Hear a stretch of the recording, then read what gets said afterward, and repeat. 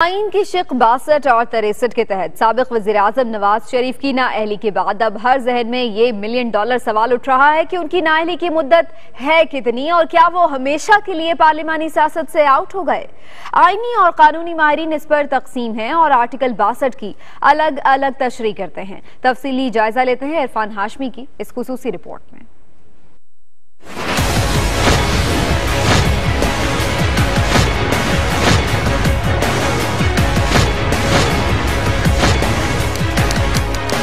नवाज शरीफ 5 साल के लिए, 10 साल के लिए या ताहयात नाअहल। आइन के आर्टिकल 62 की तशरीह कौन करेगा? सियासी हलकों, आइनी और कानूनी माहिरीन के सामने बड़ा सवाल। नवाज शरीफ 2013 के आम इंतखाबात के लिए जमा कराए गए कागजात नामजदगी में कैपिटल FZE कंपनी में मुलाजमत से हासिल होने वाली तनख्वाह को बतौर असासा जाहिर न करने पर नाअहल हो गए। अब सवाल यह है कि क्या उन्हें ताहयात या मखसूस मुद्दत के लिए नाअहल करार दिया गया है? इस पर अदालती फैसला खामोश है। मारूफ कानूनदान बैरिस्टर अली जफर का कहना है कि नजरसानी की दरखास्त के फैसले में नाअहली की मुद्दत का तयन करना पड़ेगा। ये नहीं लिखा हुआ कि अगर आप सादिक और अमीन ना रहे तो फिर ये कितने साल तक ये रहेंगे आप डिस्क्वालीफाइड, इसलिए ये लाइफ टाइम के लिए है। इसमें कोई मुद्दत नहीं बताई गई कि ये डिस्क्वालिफिकेशन कब खत्म हो जाएगी।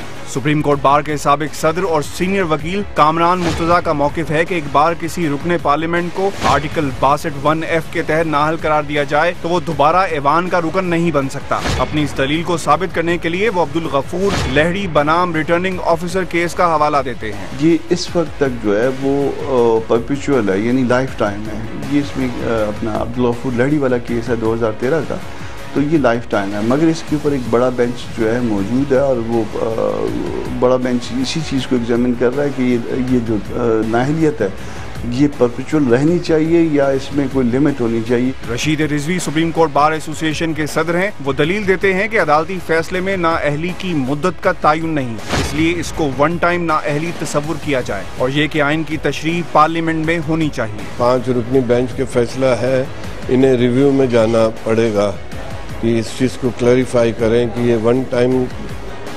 डिस्क्वालिफिकेशन है या लाइफ लॉन्ग। साबिक जज जस्टिस रिटायर्ड महमूद आलम समझते हैं कि मियां मोहम्मद नवाज शरीफ उस वक्त तक नाअहल हैं जब तक सुप्रीम कोर्ट अपने फैसले पर नजरसानी नहीं करती। वो ये भी समझते हैं कि आइन की तशरीह पार्लियामेंट का नहीं बल्कि अदालत उज़्मा का काम है। अगर लेजिस्लेटर्स को देना होता तो इसमें भी वक्त दे देते कि 2 साल, 3 साल, 5 साल, लेकिन उन्होंने वक्त की बजाय ये कहा हुआ है कि एक तो सबसे बड़ी बात है कि हर कोई सादिक और अमीन है जो भी नॉमिनेशन फाइल करेगा, लेकिन उसके खिलाफ इसके कि वो सादिक और अमीन नहीं है, कोई कोर्ट का डिक्लेरेशन हुआ तो वो उस पर पाबंदी हो गई। क्या साबिक वज़ीर-ए-आज़म नवाज शरीफ की जानिब से अपने असासों में कैपिटल FZE कंपनी में मुलाजमत, तनख्वाह और अकामे का जिक्र ना करना झूठ के जिम्रे में आता है? ये सवाल है जो सीनियर कानूनदान आबिद हुसैन मंटो ने उठाया। सुप्रीम कोर्ट आर्टिकल 62 के तहत मुतादिद अरकान पार्लियामेंट को नाअहल करार दे चुकी है और इन फैसलों के खिलाफ मुतादिद अपीलें ज़ेरे इल्तवा हैं। इन्हीं की समाअत के दौरान साबिक चीफ जस्टिस अनवर ज़हीर जमाली सवाल उठा चुके हैं कि आर्टिकल 62 और 63 पर नाअहल होने वाला अगर अपनी इस्लाह कर ले तो वो मुस्तकिल तौर पर नाअहल कैसे हो सकता है। उन्होंने हैरानगी का इजहार किया कि इसी शिक को बुनियाद बनाकर किसी सियासी रहनुमा पर ताहयात इलेक्शन लड़ने की पाबंदी कैसे लग सकती है।